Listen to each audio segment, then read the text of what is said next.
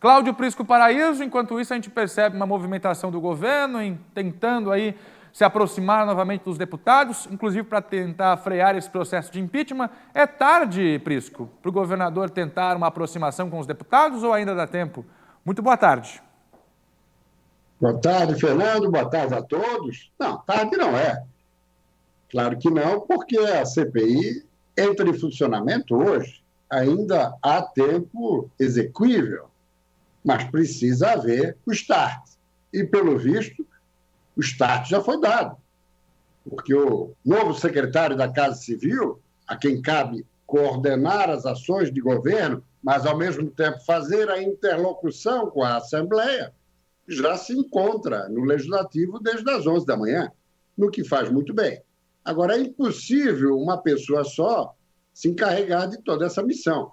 Talvez por isso ele tenha escolhido, e muito bem, o seu auxiliar, o seu secretário adjunto, que responde pelo nome de Juliano Chiodelli, que era o presidente da Junta Comercial de Santa Catarina, um rapaz, sem dúvida nenhuma, muito trabalhador e que é muito jeitoso e muito reto nas conversas e nos encaminhamentos, e isso poderá ajudar, formando ali na Casa Civil uma dobradinha de conduta reta e de atuação efetiva.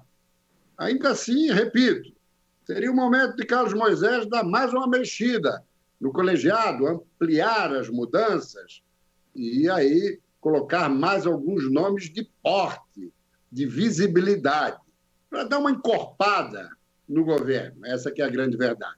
Mas, de qualquer maneira, o start dado por Armando João da Silva Júnior já é positivo. O fato de já procurar a Assembleia no dia em que a CPI vai entrar em funcionamento. E essa CPI tem que funcionar em plenitude, assim como a Força Tarefa, o GAECO, que estão também avançando, buscando informações detalhadas. E agora já começam a surgir as contradições, tudo mais. Por exemplo, o celular entregue por Douglas Borba ao GAECO não consta uma mensagem de texto que ele enviou a Márcia Pauli, dizendo que o advogado Leandro Barros iria procurá-la. Ele apagou do seu celular, mas está lá no celular de Pauli. Por que apagou? Por que razão? Sendo ele advogado? Um equívoco brutal. E não é só isso. Agora começam a surgir os elementos que vão ser colhidos em computadores, em celulares, em mensagens de texto, de voz, as contradições entre as várias manifestações. E um detalhe, não são apenas agentes políticos aqui de Santa Catarina que estão sendo investigados, também lá do Rio de Janeiro. Pelo visto, foi uma máfia que se criou aí, talvez envolvendo outros estados, para favorecer aqui e ali agentes públicos e políticos mal intencionados. Para se ter uma ideia, a DEIC já percebeu que da operação de compra dos respiradores, totalizando 33 milhões, pago antecipadamente e sem garantias, já foi possível verificar o seguinte, que 16 milhões era comissão, era propina.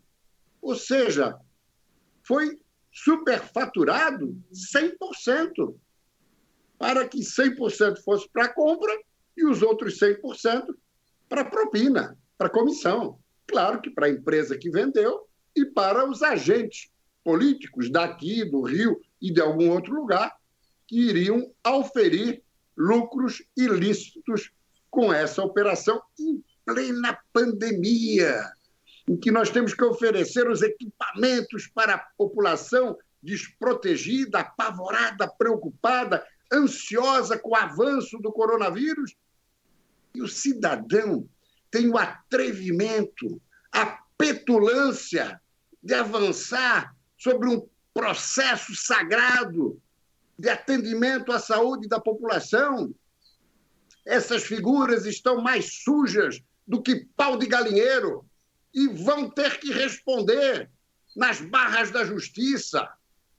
Agora, é fundamental também que possamos avançar em relação a eventuais outros envolvidos na administração pública e fora dela, aqui em Santa Catarina e fora do território catarinense. Claro, o controlador-geral do Estado, professor Luiz Felipe Ferreira, lavou as mãos. Olha, foi lá no GAEC e já deixou claro que também vinha sendo pressionado por Douglas Borba, o mesmo que outros 2 secretários já haviam feito também. Elton Zeferino, já desembarcado da Saúde, exemplo Borba, da Casa Civil, e também o da Administração, Jorge Tasca. Ou seja, o cerco sobre Borba é grande. Mas fica só aí? Ou tinha outras pessoas que integram a administração estadual que estavam envolvidas? Isso tudo, meu caro Fernando, só com o desenrolar dos acontecimentos.